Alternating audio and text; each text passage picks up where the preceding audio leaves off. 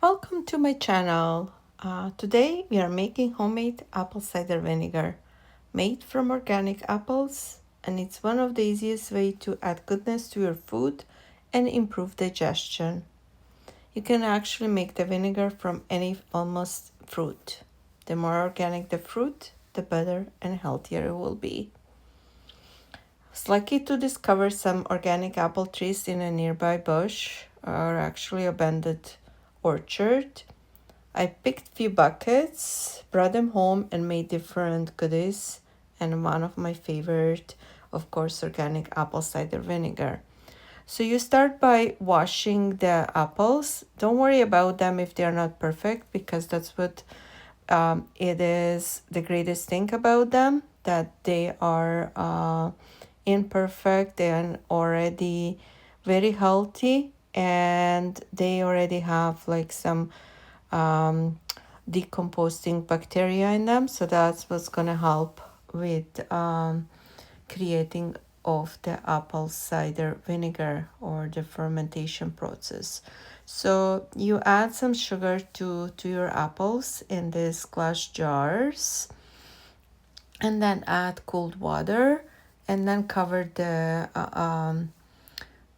them, and then place them in a dark spot where the fermentation process will happen. You can also add a little bit of the baker's yeast if you really want it speed up. For alternative larger quantities, depend how many apples you have. And I have this like 25 liters plastic barrel where I do this in a garage. So the same process, cut the apples on the smallest pieces possible, and then add some sugar and fill up the barrel with the water, and then close it tightly and leave it in a garage or wherever your cold place is. So the whole fermentation process takes about like 6 weeks or so. It will also depend on the temperature wherever you do your apples. And to speed up the process, you can grind them. So for me, I use this juicer that I have. So I am not showing you here how I did it. It was very messy and all. But anyway, that's what you get. You get the liquid and you grind the apples in a really tiny, tiny little, it's almost a sauce at this point. And then you will be storing them. I store them here in my kitchen cup, inside and on the kitchen counter, so they kind of did speed up. So I can show you this white thing. It's a bacteria that has been doing the fermentation. So here I have filled up this jar way too tightly, so it kind of was overflowing. So I have to remove the apples, because so actually allow the bacteria to work on the liquid rather than dissolving this anymore.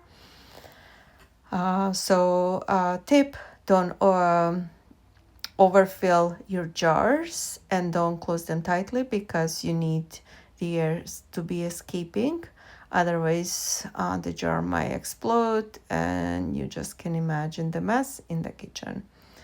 So after you're ready to strain the apples, so I use, or this liquid, I use the cheesecloth. So the cheesecloth, it will allow to actually get a clear liquid solution rather than having any more pieces of the apple. And then once you strain it, clean your jars, and then you will fill them up with this clear liquid. And then again, you place them in a dark places wherever you can store it. So you will see here this white bubbles. So that's mean the fermentation process is still happening.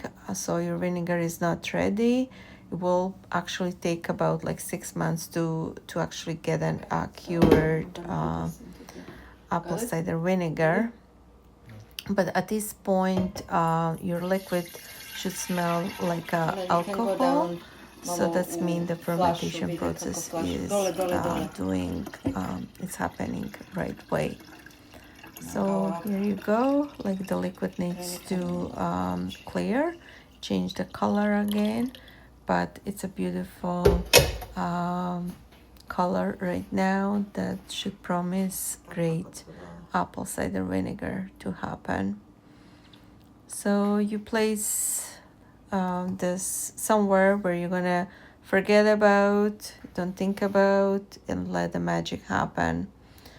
So the white pieces, those are the bacteria that is doing the fermentation process. It's feeding on the apples, and this is what it is. You will enjoy. Eventually, you will have a great apple cider vinegar, your own homemade, easy and cheap. Enjoy. See you.